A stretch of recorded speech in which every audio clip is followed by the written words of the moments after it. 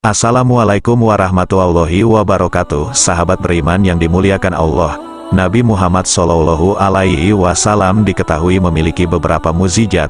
Salah satunya adalah mukjizat Nabi Muhammad SAW yang membelah bulan menjadi dua.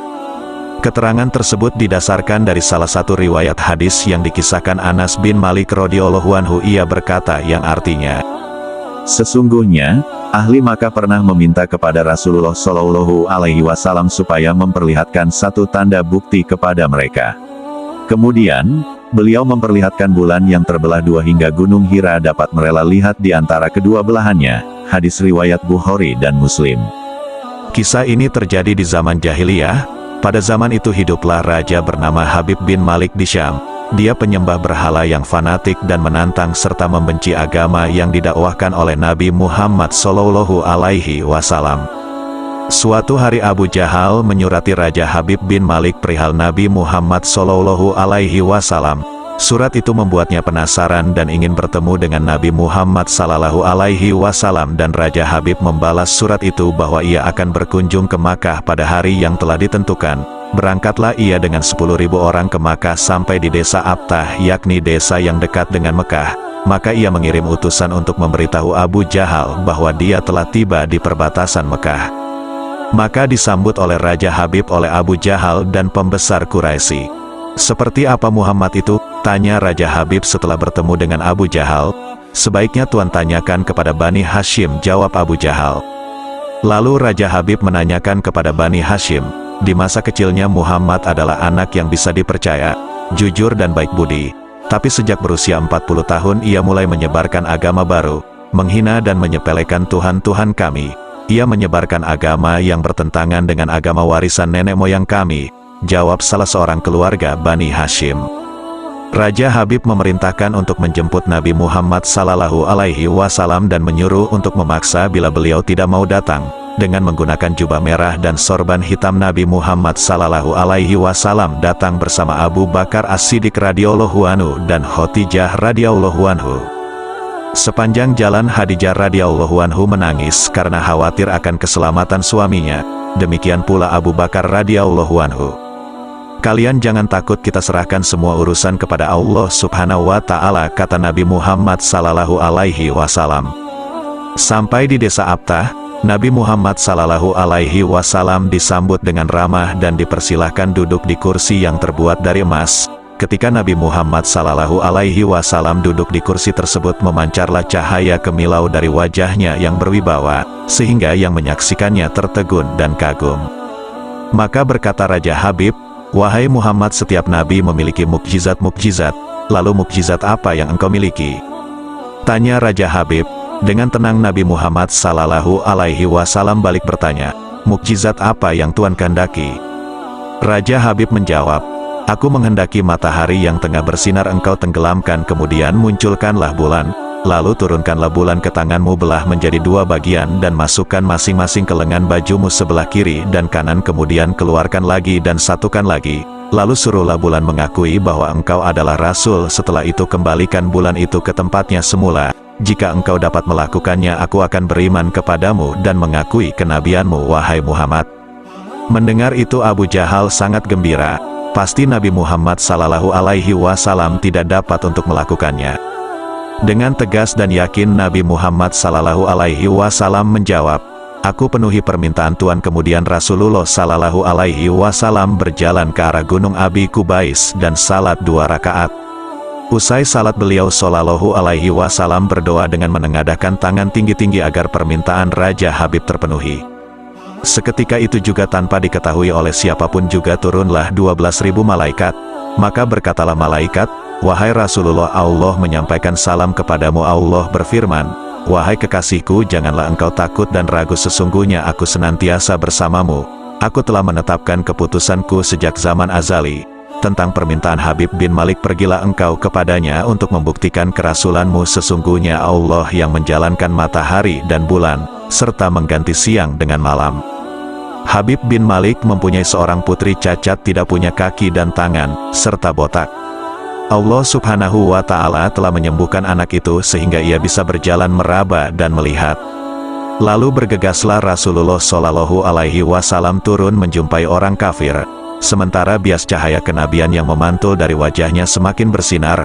Waktu itu matahari telah beranjak senja, matahari hampir tenggelam sehingga suasananya remang-remang. Tak lama kemudian Rasulullah Shallallahu Alaihi Wasallam berdoa agar bulan segera terbit. Maka terbitlah bulan dengan sinar yang benderang, lalu dengan dua jari Rasulullah Shallallahu Alaihi Wasallam mengisyaratkan agar bulan itu turun kepadanya. Tiba-tiba suasana jadi amat menegangkan ketika terdengar suara gemuruh yang dahsyat. Sekumpulan awan mengiringi turunnya bulan ke tangan Nabi Muhammad Sallallahu Alaihi Wasallam. Segera setelah itu beliau Sallallahu Alaihi Wasallam membelahnya menjadi dua bagian, lalu beliau masukkan ke lengan baju kanan dan kiri. Tak lama kemudian beliau Shallallahu Alaihi Wasallam mengeluarkan potongan bulan itu dan menyatukannya kembali. Dengan sangat takjub orang-orang menyaksikan Rasulullah Shallallahu Alaihi Wasallam memegang bulan yang bersinar dengan indah dan cemerlang. Bersamaan dengan itu pula bulan mengeluarkan suara asyhadu alla ilaha illallah wa asyhadu anna Muhammadar Rasulullah. Menyaksikan keajaiban itu, pikiran dan perasaan semua yang hadir terguncang. Sungguh ini bukan mimpi melainkan sebuah kejadian yang nyata, sebuah mukjizat luar biasa hebat yang disaksikan sendiri oleh Raja Habib bin Malik. Ia menyadari itu semua tidak akan mungkin terjadi pada manusia biasa meski lihai dalam ilmu sihir sekalipun.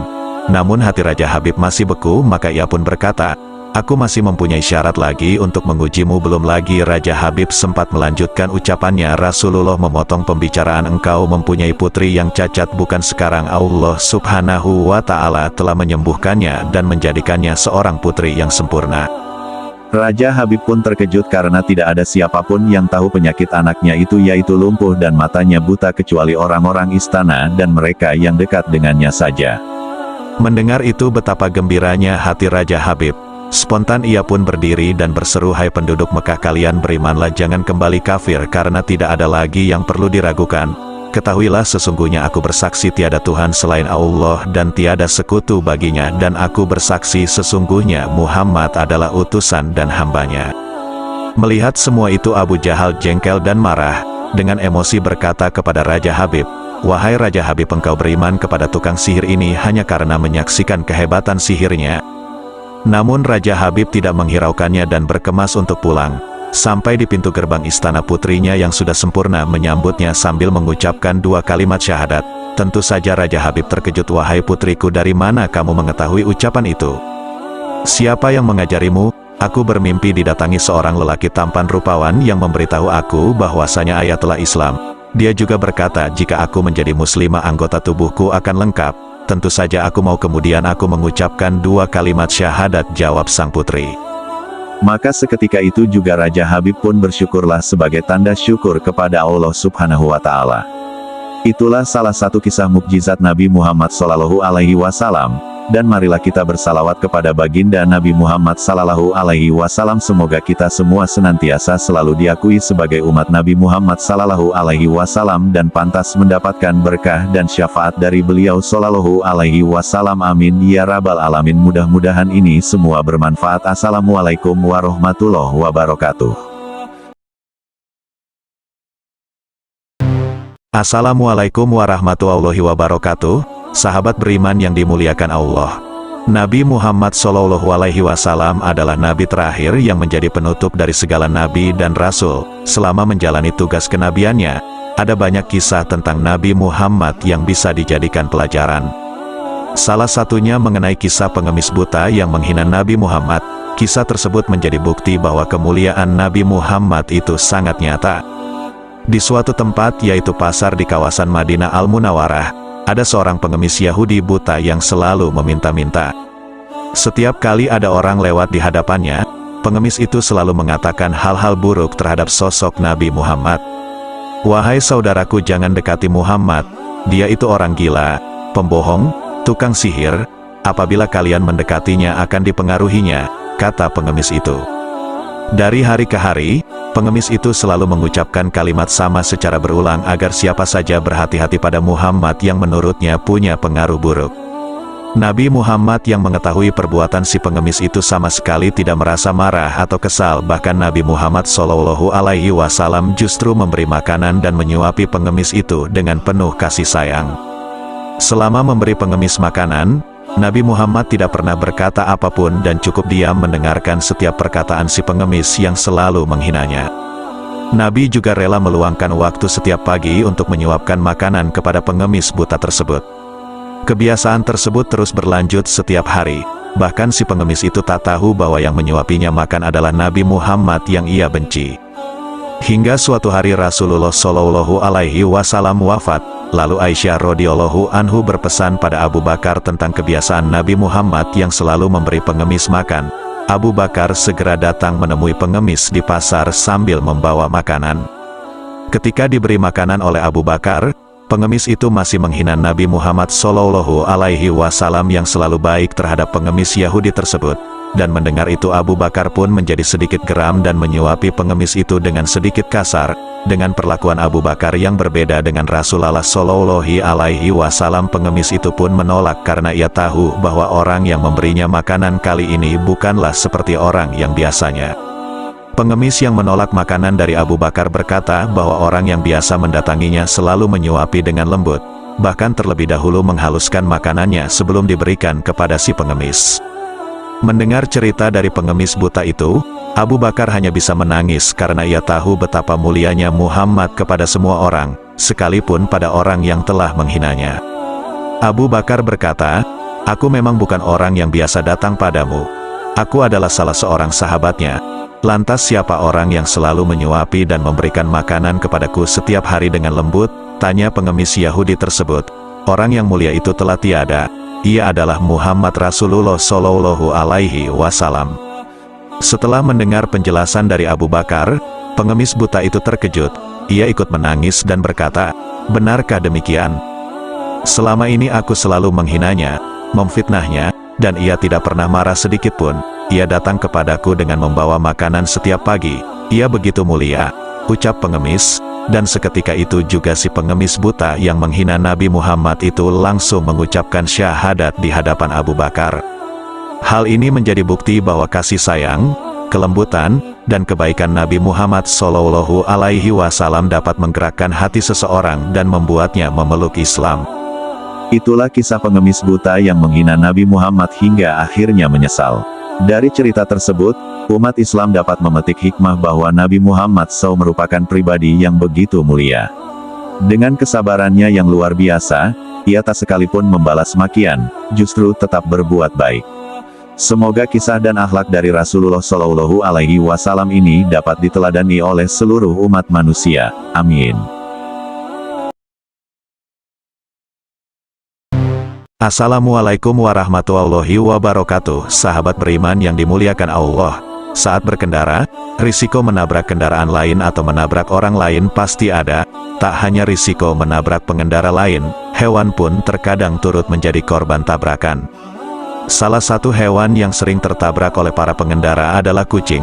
Khusus kucing, ada salah satu mitos yang sering beredar di masyarakat bahwa siapa saja yang menabrak kucing maka ia akan tertimpa oleh kesialan. Sejak zaman dahulu, banyak orang-orang yang percaya bahwa menabrak kucing hingga kucing tersebut tewas akan menyebabkan kesialan pada diri sang penabrak. Hingga masa kini, mitos kuno tentang kesialan akibat menabrak kucing pun masih dipercaya oleh banyak orang. Mereka banyak yang mempercayai hal tersebut tanpa mengetahui apa alasan atau fakta yang sebenarnya tentang menabrak kucing. Sesungguhnya, kucing memang merupakan hewan kesayangan Rasulullah Shallallahu Alaihi Wasallam. Dahulu Rasulullah Shallallahu Alaihi Wasallam memiliki seekor kucing yang diberi nama Mueza. Rasulullah Shallallahu Alaihi Wasallam senang menggendong Mueza dan meletakkan Mueza di pahanya setiap kali menerima tamu di rumah. Bahkan Rasulullah Shallallahu Alaihi Wasallam pernah berpesan kepada para sahabat bahwa kucing hendaknya disayangi seperti menyayangi keluarga sendiri, sebab Allah akan memberikan pahala apabila umat Islam menyayangi dan memelihara kucing. Selain itu, Rasulullah Shallallahu Alaihi Wasallam pernah berpesan kepada para sahabat bahwa kucing hendaknya disayangi seperti menyayangi keluarga sendiri, sebab Allah akan memberikan pahala apabila umat Islam menyayangi dan memelihara kucing. Terlebih, kucing bukan merupakan hewan yang dibolehkan untuk dibunuh jika mengganggu. Pasalnya, dalam Islam ada beberapa hewan yang boleh dibunuh jika hewan itu mengganggu atau mengancam keselamatan. Adapun jika seseorang secara tidak sengaja menabrak kucing di jalan sampai kucing tersebut mati, maka ia tidak akan menanggung resiko apapun. Namun apabila kucing tersebut bertuan atau ada yang memilikinya, maka ia hendaknya meminta maaf dan bersedia mengganti rugi terhadap pemilik kucing yang tertabrak tadi. Allah berfirman yang artinya, tidak ada dosa bagimu untuk perbuatan yang kamu tidak sengaja, tetapi yang ada dosa, apa yang ada di hatimu. Quran Surah Al-Ahzab ayat 5. Oleh sebab itu, sebaiknya orang yang menabrak kucing hingga mati tersebut segera mengubur bangkai kucingnya agar tidak mengganggu orang lain.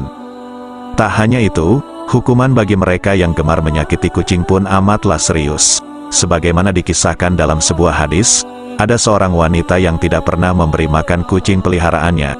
Wanita itu pun tidak melepas sang kucing dari kandangnya untuk pergi mencari makan sendiri. Lalu Rasulullah Shallallahu Alaihi Wasallam pun menceritakan bahwa wanita tersebut kelak akan mendapatkan siksa di neraka akibat kejahatannya terhadap sang kucing. Dikutip dari website Islami menjelaskan bahwa Rasulullah Shallallahu Alaihi Wasallam bersabda, seorang wanita dimasukkan ke dalam neraka karena seekor kucing yang dia ikat dan tidak diberikan makan, bahkan tidak diperkenankan makan binatang-binatang kecil yang ada di lantai. Hadis riwayat Bukhari. Dalam hadits lain Rasulullah Shallallahu Alaihi Wasallam bersabda, ada seorang wanita yang diazab karena seekor kucing. Dia kurung seekor kucing sampai mati, sehingga dia masuk neraka. Dia tidak memberinya makan, tidak pula minum, dan tidak dilepaskan sehingga bisa makan binatang melata tanah. Hadis riwayat Bukhari dan Muslim. Terlebih, kucing bukan merupakan hewan yang dibolehkan untuk dibunuh jika mengganggu. Pasalnya, dalam Islam ada beberapa hewan yang boleh dibunuh jika hewan itu mengganggu atau mengancam keselamatan kita. Sebagaimana Rasulullah Shallallahu Alaihi Wasallam bersabda dalam sebuah hadis berikut, 5 hewan yang semuanya jahat, mengganggu, boleh dibunuh walau di tanah suci: burung gagak, burung herring, anjing yang suka melukai, kalajengking dan tikus. Hadis riwayat Muslim. Oleh sebab itu, hewan yang tidak mengganggu seperti kucing sesungguhnya tidak boleh untuk dibunuh.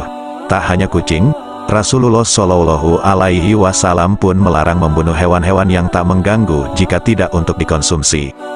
Seperti yang disebutkan dalam hadis berikut, jika ada orang membunuh seekor burung atau yang lebih kecil dari itu, tanpa alasan yang benar, maka Allah akan meminta pertanggungjawaban hal itu kepadanya.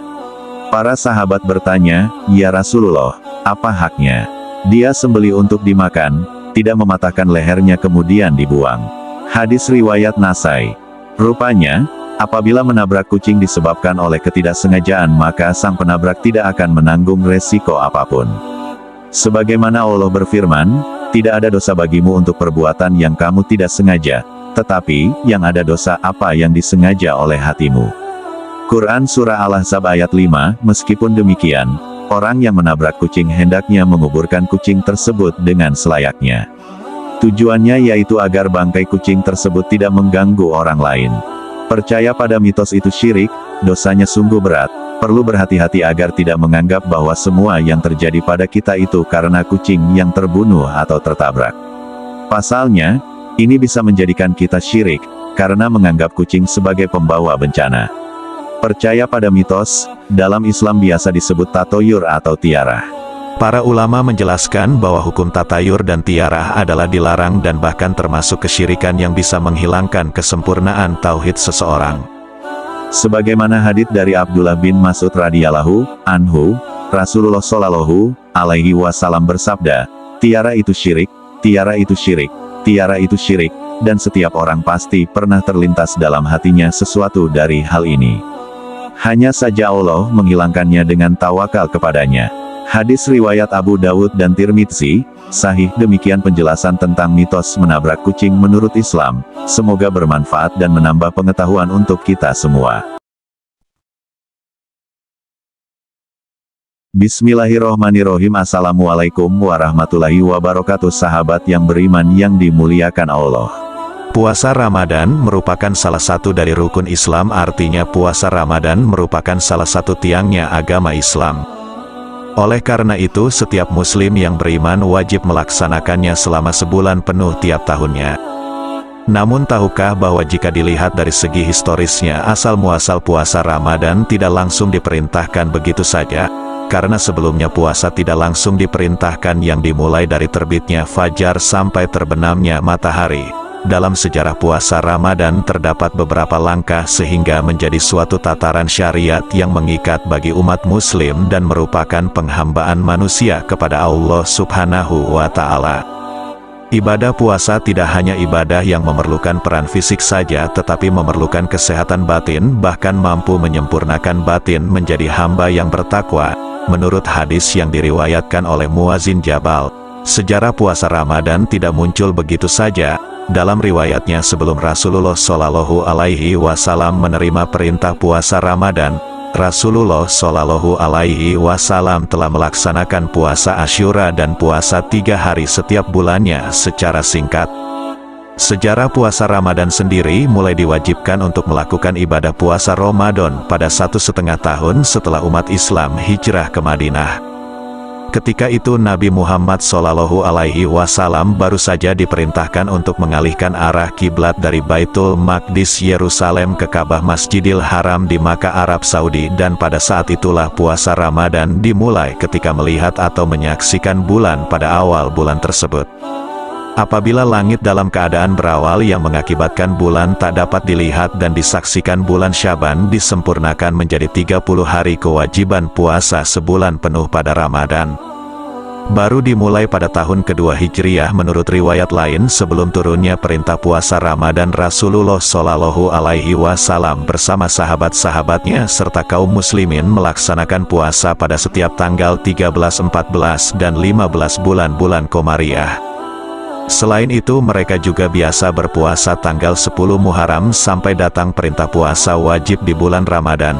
Sejarah puasa Ramadan. Apa yang melatar belakangi puasa Ramadan itu menjadi ibadah yang harus dilakukan khusus bulan Ramadan. Sejarah puasa Ramadan bagi umat Islam memiliki makna yang sangat mendalam, terutama untuk mempercayai adanya kewajiban berpuasa di bulan Ramadan dan beribadah kepada Allah Subhanahu wa Ta'ala. Puasa juga dilakukan tidak hanya saat waktu bulan Ramadan saja, namun orang Islam juga melakukan puasa-puasa lain di luar bulan Ramadan. Sejarah puasa Ramadan sebenarnya sudah ada sejak zaman sebelum Nabi Muhammad Shallallahu Alaihi Wasallam, tepatnya saat zaman jahiliyah. Allah menyuruh kaum jahiliyah untuk melakukan ibadah puasa Ramadan, namun mereka menentangnya. Kemudian pada zaman Nabi Muhammad Shallallahu Alaihi Wasallam kembali dilakukan lagi atas perintah Allah Subhanahu wa Ta'ala. Melalui beberapa proses berikut ini kami sudah merangkum sejarah Ramadan yang dihimpun dari berbagai sumber. Pada awalnya puasa Ramadan mulai disyariatkan di tanggal 10 Syaban tahun kedua Hijriyah atau setengah tahun setelah umat Islam berhijrah dari Mekah menuju Madinah, atau pada saat setelah umat Islam diperintahkan untuk memindahkan kiblat yang sebelumnya mengarah ke Masjidil Aqsa kemudian berubah mengarah ke Masjidil Haram. Kemudian menurut hadits yang diriwayatkan oleh Muaz bin Jabal mengatakan bahwa sebelum Nabi mendapatkan perintah untuk puasa Ramadan, Nabi Muhammad Shallallahu Alaihi Wasallam telah melaksanakan puasa Asyura dan puasa 3 hari setiap bulannya. Kemudian puasa Ramadan mulai diwajibkan pada tahun kedua Hijriyah atau 624 Masehi. Hal ini juga bersamaan dengan disyariatkannya salat Id, zakat fitrah dan kurban. Ayat Al-Quran tentang puasa Ramadan. Sejarah puasa Ramadan menjadi wajib dilakukan juga dijelaskan pada beberapa ayat di dalam Al-Quran berikut diantaranya, yaitu Al-Quran Surat Al-Baqarah ayat 183. Yang artinya, hai orang-orang yang beriman, diwajibkan atas kamu berpuasa sebagaimana telah diwajibkan atas orang-orang sebelum kamu agar kamu menjadi orang-orang yang bertakwa. Quran Surat Al-Baqarah ayat 185.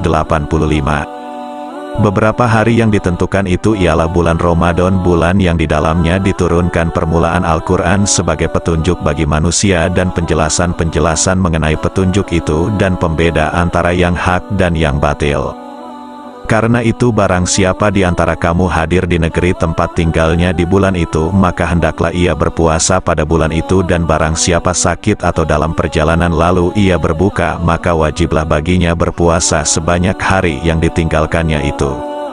Pada hari-hari yang lain Allah menghendaki kemudahan bagimu dan tidak menghendaki kesukaran bagimu, dan engkaulah kamu mencukupkan bilangannya, dan hendaklah kamu mengagungkan Allah atas petunjuknya yang diberikan kepadamu supaya kamu menjadi orang-orang yang bersyukur. Sementara hadits tentang puasa Ramadan dan sejarah puasa Ramadan juga bisa dijelaskan melalui beberapa hadits yang mengatakan bahwa puasa Ramadan adalah amalan wajib umat Islam. Hadis riwayat Ahmad Nasai dan Baihaqi dalam Syu'abul Iman, Rasulullah Shallallahu Alaihi Wasallam bersabda yang artinya telah datang kepadamu bulan Ramadan, bulan yang diberkahi di mana Allah mewajibkan puasa di bulan itu kepada kamu. Pada bulan itu pintu-pintu langit dibuka, pintu-pintu neraka ditutup dan setan-setan durhaka dibelenggu. Di bulan itu terdapat suatu malam yang lebih baik daripada 1000 bulan dan malam itu adalah malam Lailatul Qadar. Hadits riwayat Bukhari Muslim, Rasulullah Shallallahu Alaihi bersabda yang artinya barang siapa berpuasa Ramadan karena iman dan mengharapkan pahala maka akan diampuni dosa-dosanya yang telah lalu. Hadits riwayat Bukhari. Dari Abu Hurairah radhiyallahu anhu bahwa Rasulullah Shallallahu Alaihi Wasallam bersabda yang artinya berpuasalah kalian karena melihatnya hilal dan berhari rayalah kalian karena melihatnya. Jika hilal hilang dari penglihatanmu maka sempurnakanlah bilangan Syaban sampai 30. Sekian sedikit awal mula sejarah puasa Ramadan sahabat yang beriman, dan itulah sebagian sejarah tentang diwajibkannya puasa di bulan Ramadan. Semoga menjadi tambahan ilmu yang bermanfaat buat kita semua. Amin wallahu alam.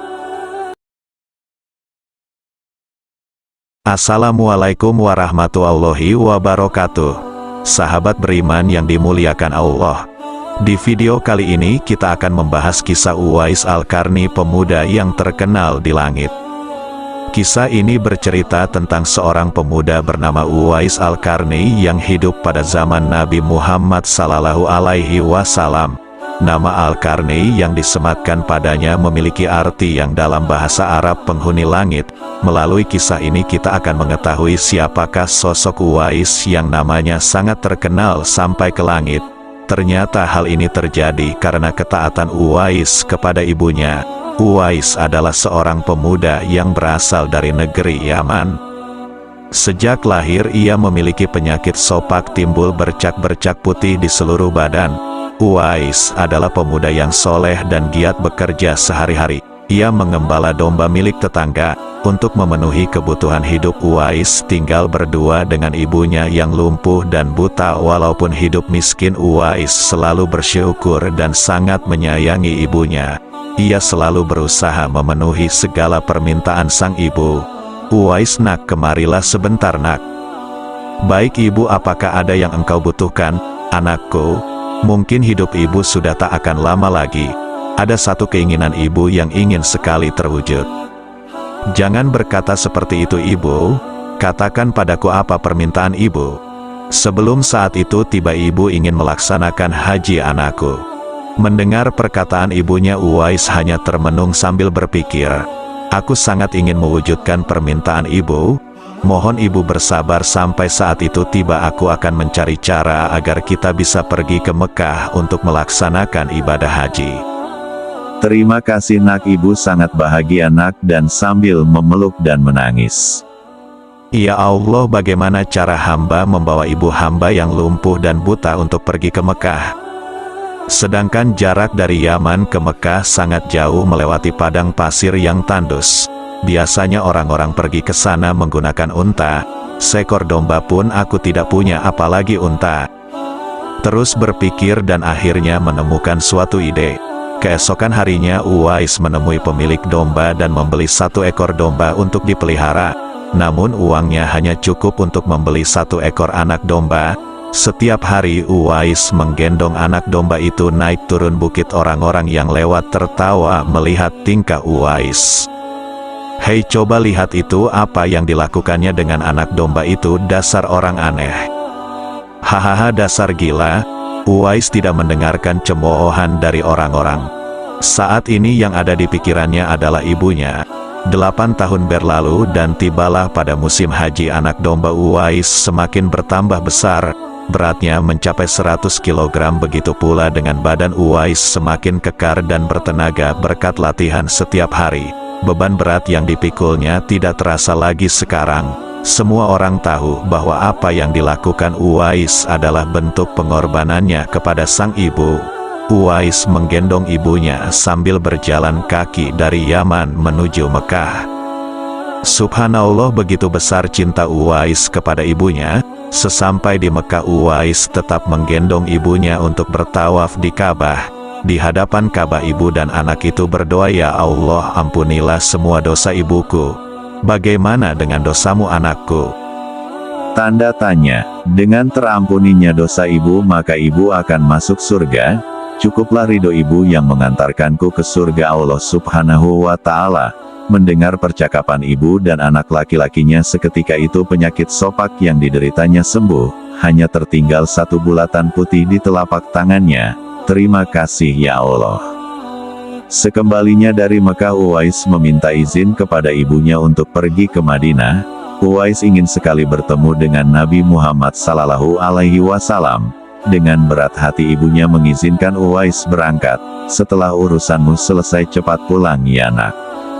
Tanda tanya, sesampainya di Madinah Uwais segera mencari rumah Nabi Muhammad Sallallahu Alaihi Wasallam. Setelah menemukan, ia mengetuk pintu dan mengucapkan salam. Keluarlah istri Nabi Aisyah radhiyallahu anha seraya membalas salamnya. "Apakah saya bisa bertemu dengan Rasulullah Shallallahu Alaihi Wasallam?" Tanda tanya, maaf sekali Nabi sedang tidak berada di rumah, beliau sedang berperang dan tidak tahu pasti kapan kembali. Mungkin sebulan atau beberapa bulan lagi. Uwais dihadapkan pada dua pilihan, menunggu kedatangan Nabi atau segera pulang ke Yaman. Bayangan sang ibu yang tua muncul di benaknya. "Baiklah, kalau begitu saya pamit, ada seorang ibu yang tidak bisa saya tinggal lama-lama di rumah. Sampaikan salam saya kepada Rasulullah Shallallahu Alaihi Wasallam jika beliau sudah kembali dari perang." Uwais kembali dengan perasaan haru dan sedih. Di satu sisi ia sangat ingin bertemu dengan Nabi Muhammad Shallallahu Alaihi Wasallam, namun di sisi lain ia sangat mengkhawatirkan kondisi ibunya. Akhirnya ia memilih untuk segera pulang ke Yaman. Peperangan telah usai dan Nabi Muhammad Shallallahu Alaihi Wasallam pulang ke Madinah. Aisyah radhiyallahu anha menceritakan perihal pemuda yang mencari beliau. Nabi mengatakan bahwa Uwais adalah pemuda yang sangat taat kepada ibunya. Karena ketaatan kepada ibunya itu, nama Uwais sangat terkenal di kalangan penduduk langit, seperti yang tersebut dalam hadits Sahih Muslim Syarah An-Nawawi nomor 2542, dikatakan bahwa sebaik-baiknya tabi'in adalah Uwais Al-Qarni. Saat Nabi Muhammad Sallallahu Alaihi Wasallam berbincang-bincang dengan Umar bin Khattab dan Ali bin Abi Thalib, beliau menceritakan tentang sosok Uwais. "Apabila kalian bertemu dengan Uwais, mintalah doa dan istighfar kepadanya, dia adalah penghuni langit. Perhatikan di telapak tangannya ada tanda berwarna putih dulu sejak lahir. Ia menderita penyakit sopak. Namun atas kesalehan dan ketaatan kepada ibunya, Allah Subhanahu wa Ta'ala menyembuhkan penyakitnya." Sampai pada akhir kematian Uwais, terjadi hal yang menggemparkan. Banyak sekali orang yang hadir mengurus pemakamannya. Orang-orang itu adalah penduduk langit yang dikirim oleh Allah Subhanahu wa Ta'ala. Subhanallah, Maha Suci Allah, begitu mulia sosok Uwais. Demikianlah kisah Uwais Al-Qarni, pemuda yang namanya terkenal di langit karena ketaatan pada ibunya. Allah Subhanahu wa Ta'ala meninggikan derajatnya. Dalam kisah ini dapat kita ambil pelajaran berharga bahwa kita harus berbakti kepada orang tua, dan semoga kisah Uwais Al-Qarni ini menjadi pengingat agar kita selalu mendoakan kedua orang tua di setiap waktu dan menambah ketaatan kepada mereka. Amin. Assalamualaikum warahmatullahi wabarakatuh, sahabat beriman yang dimuliakan Allah. Kisah ini tentang Nabi Khidir As dan Raja Iskandar Zulkarnain atau Iskandar Agung atau Alexander the Great, yang mencari air kehidupan. Raja Iskandar Zulkarnain berniat mengadakan perjalanan untuk mengelilingi bumi, dan Allah SWT mewakilkan salah satu malaikatnya yang bernama Rafail untuk menyertainya dalam perjalanan panjang itu. Karena ditemani oleh seorang malaikat, Raja Zulkarnain banyak mengajukan pertanyaan seputar dunia dan akhirat serta isinya. Salah satu pertanyaan adalah tentang ibadah para malaikat di langit. "Wahai malaikat Rafail, ceritakanlah kepadaku tentang ibadahnya para malaikat yang ada di langit," tanya Raja Zulkarnain. Para malaikat yang ada di langit ibadahnya ada yang berdiri tidak mengangkat kepala selama-lamanya. Ada juga yang bersujud tidak mengangkat kepala selama-lamanya. Ada pula yang rukuk tidak mengangkat kepala selama-lamanya. Jawab malaikat Rafael. Duh, alangkah senangnya hati ini seandainya aku bisa hidup bertahun-tahun lamanya untuk beribadah kepada Allah SWT, kata Raja Zulkarnain. Wahai Raja, sesungguhnya Allah SWT telah menciptakan sumber air di bumi, namanya air kehidupan, artinya sumber air hidup. Maka barang siapa yang meminum air kehidupan seteguk, maka ia tidak akan mati sampai hari kiamat, atau jika ia memohon kepada Allah SWT untuk dimatikan, kata malaikat Rafael. Apakah engkau tahu tempat air kehidupan itu, wahai malaikat Rafael? Tanya Raja. Sesungguhnya air kehidupan itu berada di bumi yang gelap, jawab malaikat Rafael. Setelah Raja Zulkarnain mendengar penuturan malaikat Rafael tentang air kehidupan itu, maka Raja segera mengumpulkan para alim ulama pada saat itu. Sebelumnya, Raja bertanya kepada mereka tentang letak air kehidupan, tapi mereka semua menjawab tidak tahu. Wahai para alim ulama, tahukah kalian di manakah letak air kehidupan itu? Tanya Raja. Kami tidak mengetahuinya, wahai Baginda. Hanya Allah SWT yang maha mengetahui, jawab salah seorang ulama. Ada salah seorang ulama yang mampu menjawab meski tidak sedetail letaknya. Sesungguhnya aku pernah membaca di dalam wasiat Nabi Adam AS bahwa beliau berkata bahwa sesungguhnya Allah SWT meletakkan air kehidupan itu di bumi yang gelap, kata ulama itu. Di manakah bumi yang gelap itu? Tanya Raja. Yaitu di tempat terbitnya matahari, jawab orang alim ulama itu. Kemudian Raja Zulkarnain menyuruh para pengawalnya untuk menyiapkan segala keperluan untuk mencari dan mendatangi tempat air kehidupan itu. Kuda apa yang sangat tajam penglihatannya di waktu gelap? Tanya Raja. Kuda betina yang masih perawan, jawab para sahabatnya. Akhirnya Raja mengumpulkan 1000 kuda betina yang masih perawan dan ia memilih di antara 6000 tentaranya yang pandai serta ahli dalam mencambuk. Di antara para tentara itu, ada Nabi Khidir AS, bahkan beliau menjabat sebagai Perdana Menteri kala itu. Perjalanan mencari air kehidupan, setelah dirasa semua cukup dan siap, maka berangkatlah Raja Zulkarnain dan Nabi Khidir AS yang berjalan di depan pasukan. Setelah sekian lama mencari, akhirnya mereka mengetahui tempat terbitnya matahari. Mereka pun menuju arah terbitnya matahari tersebut. Perjalanan ke tempat tujuan tersebut memakan waktu 12 tahun lamanya untuk sampai di bumi yang gelap itu. Gelapnya bukanlah seperti di waktu malam hari, melainkan gelap karena ada pancaran seperti asap. Raja Zulkarnain sudah tak sabar lagi hendak masuk ke tempat gelap itu. Namun salah seorang cendekiawan mencegahnya. Para tentara berkata kepada Raja, wahai Baginda, sesungguhnya raja-raja yang terdahulu tidak ada yang masuk ke tempat gelap ini, karena tempat yang gelap ini berbahaya. Wahai prajurit, kita harus memasukinya. Tidak boleh tidak, sanggah sang raja. Karena raja bersikeras hendak masuk, maka tak ada seorang pun yang berani melarangnya. Diamlah dan tunggulah kalian di sini selama 12 tahun. Jika aku bisa datang kepada kalian dalam masa itu, maka kedatanganku terhadap kalian termasuk baik. Dan jika aku tidak datang dalam 12 tahun, maka pulanglah kalian ke Mabli, ke negeri kalian, ujar sang raja.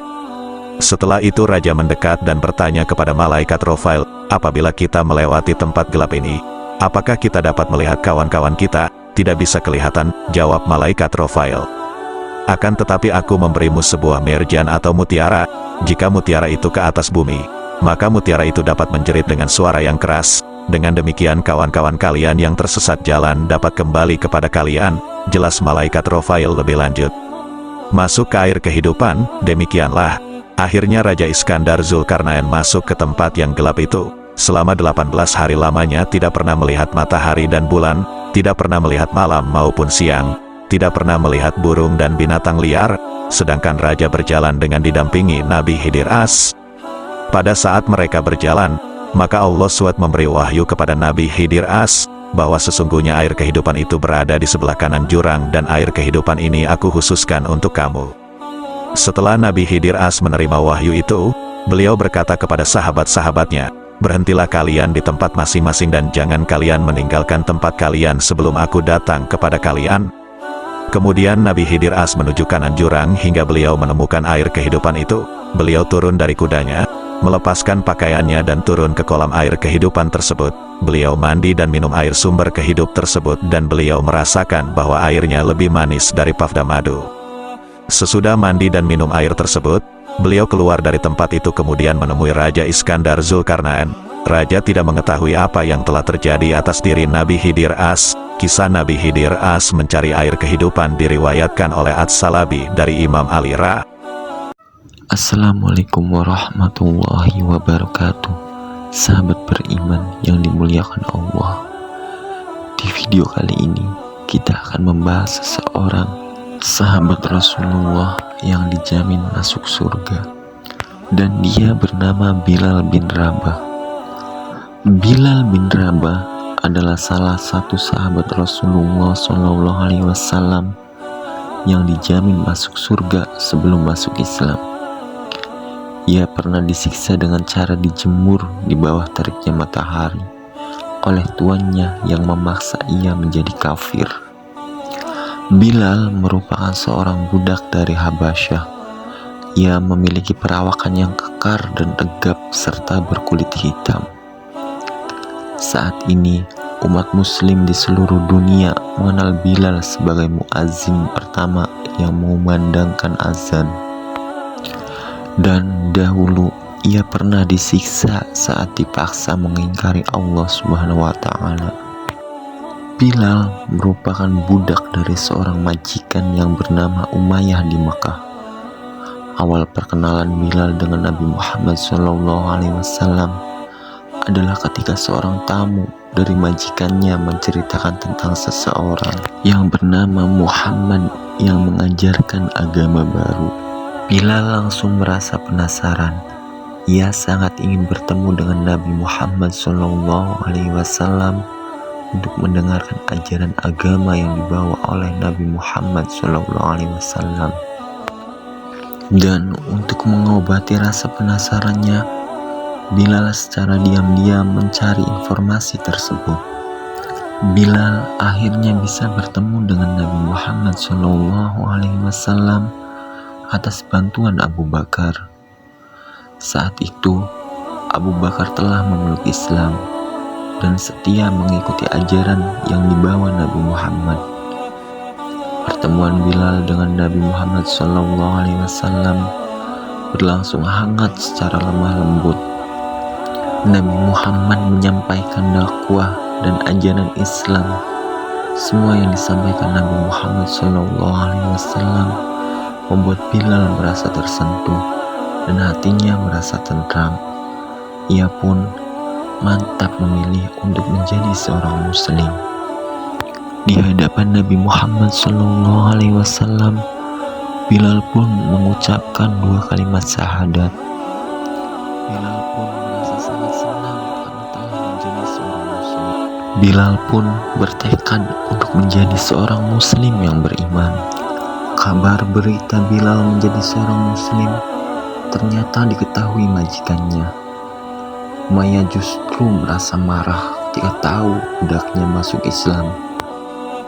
Umayyah termasuk orang yang menentang ajaran Nabi Muhammad SAW.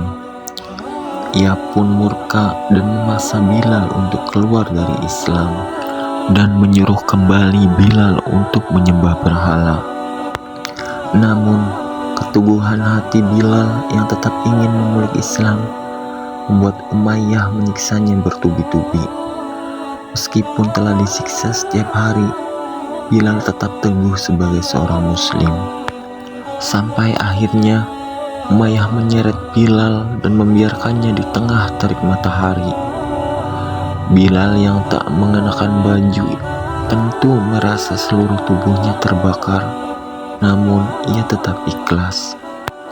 Bilal juga disiksa dengan cara dikubur dalam pasir yang panas. Hanya bagian kepalanya yang tak tertimbun pasir. Umayyah juga pernah membiarkan tubuh Bilal tertindih batu-batu besar yang seraya mengatakan akan membunuhnya. Melihat perlakuan kejam dari Umayyah, Abu Bakar kemudian meminta Umayyah untuk menjual Bilal kepadanya. Umayyah memanfaatkan kesempatan ini dengan cara meminta bayaran yang sangat tinggi kepada Abu Bakar. Walau begitu, Abu Bakar tetap menyetujuinya, dan Abu Bakar akhirnya bisa memerdekakan Bilal sehingga ia bisa terbebas dari segala siksaan dan penderitaan Bilal selanjutnya setia mengikuti Nabi Muhammad SAW. Bilal pun diketahui sebagai salah satu sahabat yang dijamin masuk surga. Dalam sebuah hadis dikisahkan Rasulullah SAW memanggil Bilal dan bertanya kepadanya, "Katakanlah kepadaku, apa amalanmu yang paling besar pahalanya yang kamu kerjakan dalam Islam? Karena sesungguhnya aku mendengar hentakan sendalmu di surga." Tanya Rasulullah kepada Bilal. Suara sendal Bilal terdengar oleh Rasulullah ketika ia berada di surga pada malam Isra Mi'raj. "Setiap aku berwudu, kapanpun itu, baik siang ataupun malam, aku selalu melakukan sholat dengan wudu tersebut," jawab Bilal. Bilal juga telah berjasa karena ia menjadi manusia pertama yang mengumandangkan azan di bumi. Ketika suara lantang Bilal azan menjadi awal mula panggilan sholat seluruh umat muslim di dunia hingga saat ini. Itulah sedikit kisah inspirasi dari Bilal bin Rabah, dan semoga kita semua dimasukkan ke dalam golongan orang-orang ahli surga seperti Bilal bin Rabah. Amin. Assalamualaikum warahmatullahi wabarakatuh. Sahabat beriman, adakah yang sudah pernah mendengar ataupun sudah pernah melihat film atau cerita pendek mengenai sosok wanita soleha yang bernama Siti Masito? Adakah di sini yang sudah mengetahui siapakah Siti Masito itu? Baiklah, di sini saya akan sedikit berbagi kisah Islami tentang Siti Masito, sang wanita muslimah yang rela digodok demi keteguhan iman. Siti Masito adalah seorang muslimah yang hidup pada zaman Nabi Musa, dan Siti Masito bekerja sebagai pelayan keluarga Raja Fir'aun. Hingga suatu hari ketika Siti Masito sedang menyisir rambut dari anak Fir'aun, tanpa disengaja Siti Masito menjatuhkan sisir yang ia pakai untuk menyisir rambut anak Fir'aun tersebut. Dan dengan spontan Siti Masito mengambil sisir tersebut dengan mengucapkan bismillah yang langsung membuat kaget putri Fir'aun. "Apakah ucapan yang kamu maksud tadi ditujukan untuk ayahku?" tanya putri Fir'aun. "Bukan, itu untuk Robku, Rob ayahmu, yaitu Allah SWT. Karena tidak ada Tuhan selain Allah," jawab Masito dengan tegas. Mendengar jawaban dari Masito, putri Fir'aun tersinggung dan melaporkan langsung kepada Fir'aun. Mendengar laporan putrinya, Fir'aun pun langsung murka dan langsung memanggil Siti Masito. "Apa benar yang anakku sampaikan? Siapakah Tuhan yang kau sembah selama ini?" tanya Fir'aun kepada Masito. "Benar Raja, saya meyakini bahwa tiada Tuhan yang wajib disembah selain Allah, yang menguasai alam beserta seluruh isinya," jawab Masito dengan lantang. Melihat budaknya berbicara lancang, Fir'aun langsung memerintahkan pengawal menyiapkan tembaga besar berisi minyak mendidih untuk menggodok Siti Masito beserta anak-anaknya. Sebelum itu terjadi, Fir'aun memberikan kesempatan kepada Masito untuk mengakui Fir'aun sebagai Tuhan, maka ia dan anak-anaknya akan diselamatkan. Namun, keimanan Masito tidak goyah sedikit pun, bahwa hanya Allah lah Tuhan yang wajib disembah dan tiada sekutu baginya.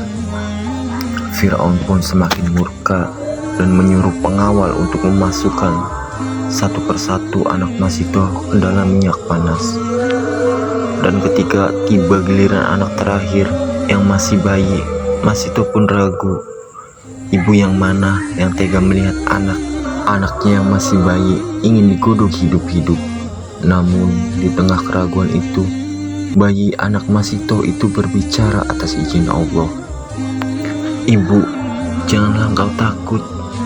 Sesungguhnya kematian kita akan mendapat pahala dari Allah Ta'ala. Dan pintu surga akan terbuka menanti kedatangan kita, Ibu." Dan seketika itu pula keraguan Masito pun hilang. Dengan penuh keyakinan dan keikhlasan, Masito dan anaknya langsung terjun ke minyak mendidih itu dengan mengucapkan Bismillahirrahmanirrahim, wallahu akbar. Namun setelah Masito dan anaknya terjun, tercium bau harum yang semerbak. Dan saat Rasulullah Shallallahu Alaihi Wasallam Isra Mi'raj, beliau pun mencium bau harum yang semerbak itu. Dan Rasulullah pun bertanya pada malaikat Jibril, "Wahai Jibril, berasal dari manakah bau harum semerbak ini?" tanya Rasulullah. Malaikat Jibril pun menjawab, "Ya Rasulullah, bau harum semerbak ini berasal dari kuburan seorang wanita muslimah yang bernama Siti Masito dan anak-anaknya."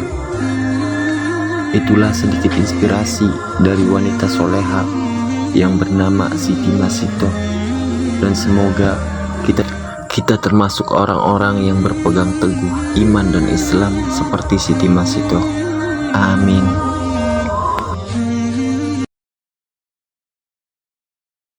Assalamualaikum warahmatullahi wabarakatuh.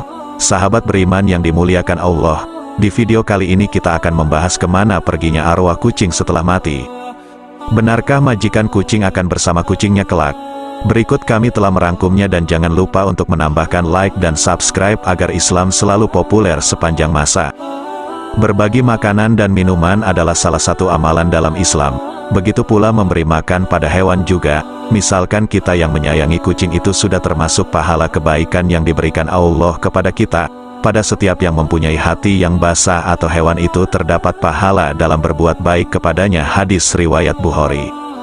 Hadis di atas memberikan kita wawasan bahwa dengan kita berbuat baik kepada hewan, maka kita akan memperoleh pahala dari hal itu.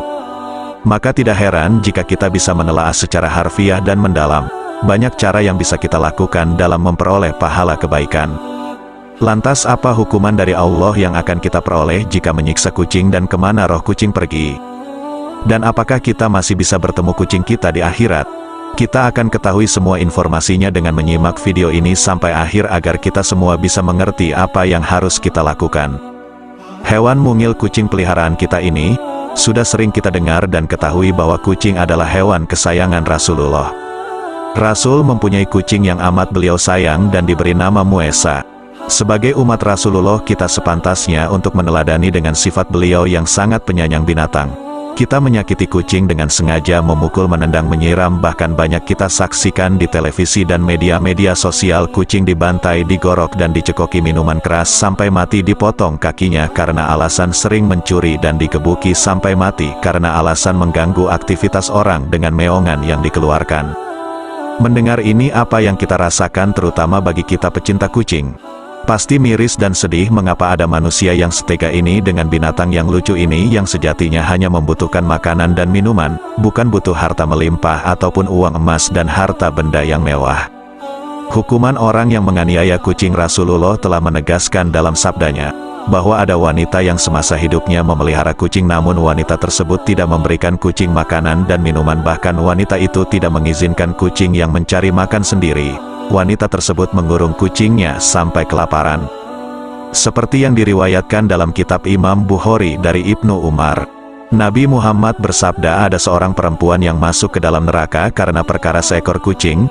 Kucing itu dia ikat sampai mati, dia tidak memberinya makan, tidak pula membiarkannya lepas sehingga bisa mencari makan sendiri sekalipun serangga-serangga di tanah. Lalu bagaimana Nabi Muhammad mengetahui nasib perempuan ini? Ketika beliau melakukan sholat khusyuk, Allah Subhanahu wa Ta'ala kemudian memberikan penglihatan khusus kepada beliau tentang surga dan neraka.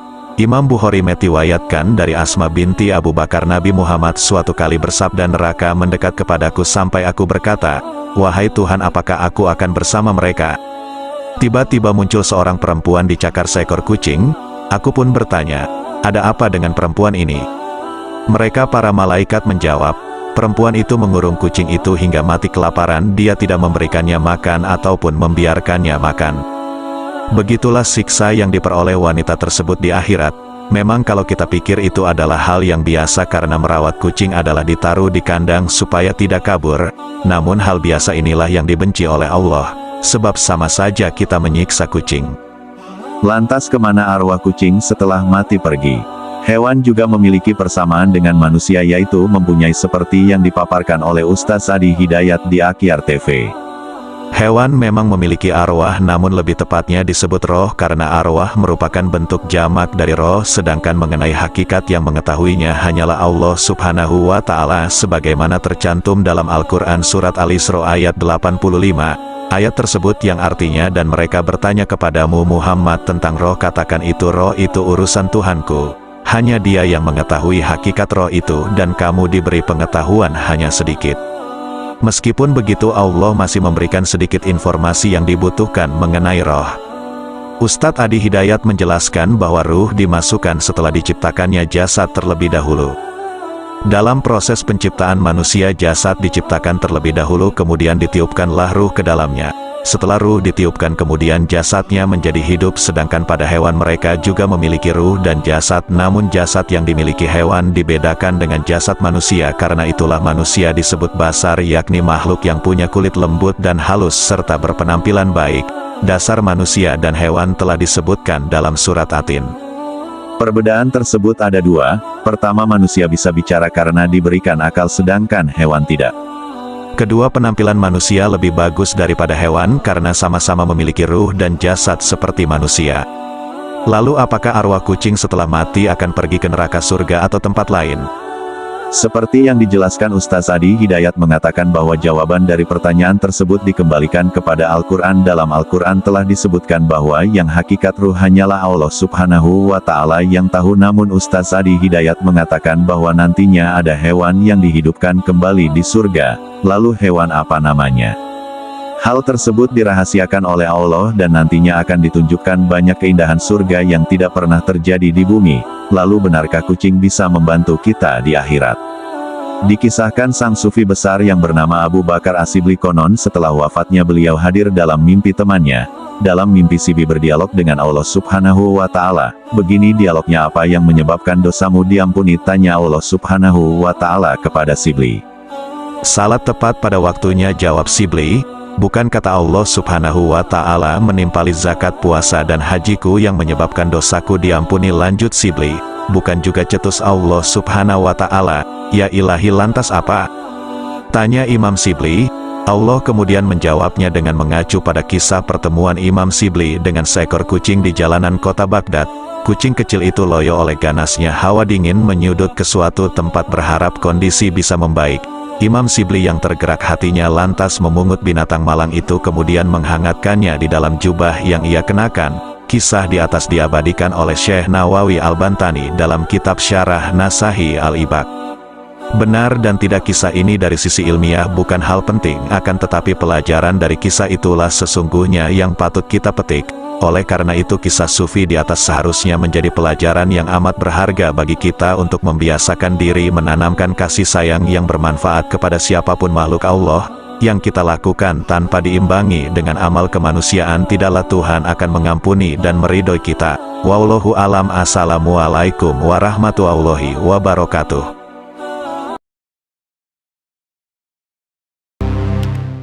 Assalamualaikum warahmatullahi wabarakatuh. Sahabat beriman yang dimuliakan Allah. Kisah Nabi Khidir alaihi salam, Nabi Khidir dan Raja yang sombong. Kisah ini bersumber pada kitab Tazkirat Al-Aulia, sebuah kitab hasil karya dari Syekh Farid ad-Din Attar. Dahulu kala sebelum Ibrahim bin Adam menjadi ulama sufi yang terkenal, beliau adalah seorang raja yang sangat luas kekuasaannya, dan hingga tiba pertemuannya dengan Nabi Khidir as. Dikisahkan pada suatu hari seperti biasanya, Ibrahim bin Adam berada di atas singgasananya, guna mendengarkan keluh kesah rakyatnya. Namun, pada hari itu, lain dari biasanya karena para menteri dan rakyat melihat perubahan yang terjadi secara tiba-tiba pada diri raja mereka. Perubahan terjadi karena ada seseorang yang misterius masuk ke pertemuan tersebut. Wajahnya begitu menakutkan sehingga tak ada seorang pun yang berani menegur dan menyiapkan keperluannya. Kejadiannya begitu cepat dan tak ada yang berani mencegahnya untuk masuk pertemuan negara tersebut. Lelaki misterius tersebut kemudian langsung menghadap Raja Ibrahim bin Adham.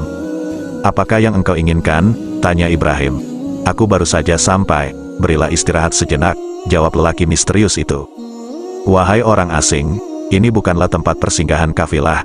Ini istanaku, perilakumu itu seperti orang gila saja," cerca Ibrahim dengan nada tinggi. Akan tetapi lelaki misterius itu tak mau tinggal diam.